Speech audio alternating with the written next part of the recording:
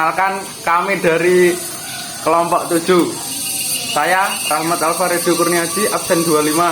Saya Okta Firmanda Pratama, absen 22. Saya juga Jalan Kiai Kurniawan, absen 8. Saya Wataji Pahijirika, absen 10. Perkenalkan, nama saya M. Azam Rahman Teki, bisa dipanggil Azam. Di sini selaku owner di Mall Jaya Indonesia. Itu sejarah pendirian Mall Jaya Indonesia itu sebenarnya itu keturunan keempat pembudidaya ikan air tawar di desa Jambu. Jadi buyur saya itu sudah beternak ikan sampai ke bapak saya, tapi yang budidaya itu benih-benih ikan konsumsi air tawar. Jadi seperti ada ikan gurami, ikan bader, ikan ombrung, ikan nila, ikan lele, seperti itu. Nah, terus di sini memang lingkungannya juga sentra perikanan. Itu kami akhirnya memanfaatkan potensi itu.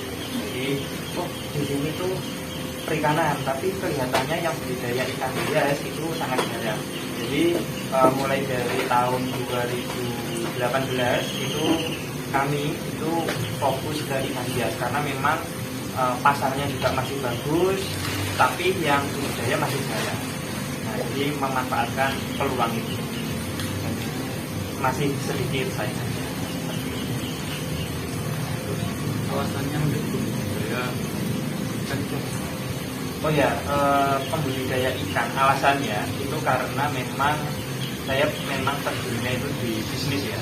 Nah, objeknya ikan. Nah, ikan itu ternyata terutama ikan hias itu peluang dan pasarnya di Indonesia aja itu masih sangat bagus karena beda dengan ikan konsumsi ya, yang naik turunnya cepat. Jadi harganya naik turunnya cepat. Jadi kalau di lain daerah itu turun, berarti sini ikut turun. Tapi kalau ikan hias itu masalah harga itu lebih ke relatif ya. Siapa yang jual, terus kualitasnya bagaimana, itu beda-beda harganya. Jadi kami selaku pembudidaya itu mampu mengontrol harga kami sendiri. Nah, seperti itu. Jadi nggak ikut-ikutan, yang sana turun, sini ikut turun. Nah, seperti itu. Dan ikan hias itu peminatnya juga banyak, jadi nggak semua istilahnya kalau ikan konsumsi kan ya yang suka makan ikan, nah mama seperti itu. Tapi kalau ikan hias itu kan bukan kebutuhan perut tapi kebutuhan mata, dan hampir semuanya suka ikan hias. Nah, seperti itu.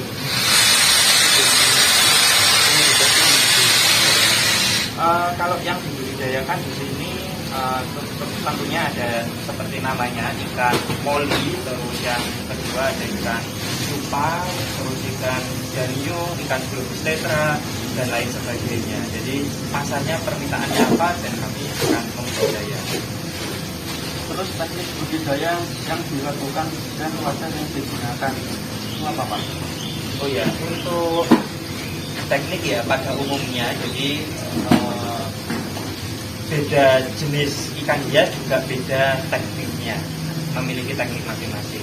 Nah, untuk wadah ikan hias itu kalau kami itu mulai dari ada kolam beton, kolam terpal, kolam tanah atau kolam semi tanah. Jadi pinggirnya itu beton, bawahnya tanah atau lumpur. Nah, seperti itu. Jadi kami lengkap untuk kolamnya. Gitu. Dan kalau cupang kan kalau udah habis dipanen dari kolam kan tidak terus dimasukkan kolam terus kan, tapi ditaruh di botol maupun toples itu aja. Untuk lama waktu pemeliharanya itu berapa? Relatif, jadi sesuai jenis ikan. Mulai dari nanti ikan cupang biasanya kami 1 bulan sampai 4 bulan itu panen. Kalau ikan koi juga tergantung ukuran, mulai dari usia 10 hari itu udah laku, jadi masih buraya, masih kecil banget. Terus sama nanti 1 tahun lebih itu juga bisa tergantung size atau ukuran. Jadi nggak ada patokan waktu, yang penting ukuran segini terlihat laku ya dijual. Jadi secara smartphone ini Untuk pemasaran kami full online, jadi pakai memanfaatkan teknologi digital. Kami memiliki situs website tersendiri, jadi ketik aja di Google www.maulijaya.id untuk pemasaran dan untuk transaksi di situ. Tapi kami untuk promosinya itu di media sosial, ada di Instagram maupun TikTok maupun fanpage. Jadi ada maulijaya.id. kalau pas panen itu keuntungannya kira-kira Untuk omset biasanya per bulan itu bisa 90 sampai nanti 190 juta per bulan. Kalau per panen kan beda-beda. Kalau Kupang cuma panen 5.000 ekor, tinggal dikalikan 10.000, berarti satu kolam 1 meter itu 50 juta. Kan beda jenis, beda kapasitas juga beda. selama membersihkan dengan modal kendala Untuk kendala biasanya di peralihan musim, jadi antara musim hujan ke musim kemarau atau kemarau ke musim hujan. Karena apa? Biasanya kalau perubahan musim itu kan suhunya perubahannya juga drastis, jadi membuat ikan stres dan ikan mudah terserang penyakit. pengalaman dari Bapak jika menjalani usaha ini? Kalau pengalaman berharga itu satu memang bisa belajar bisnis, kebetulan objeknya ikan hias. Terus yang kedua memang ternyata jaringan ikan hias atau relasi antara pebisnis, petani, terus distributor, terus reseller itu ternyata ilmunya juga banyak banget.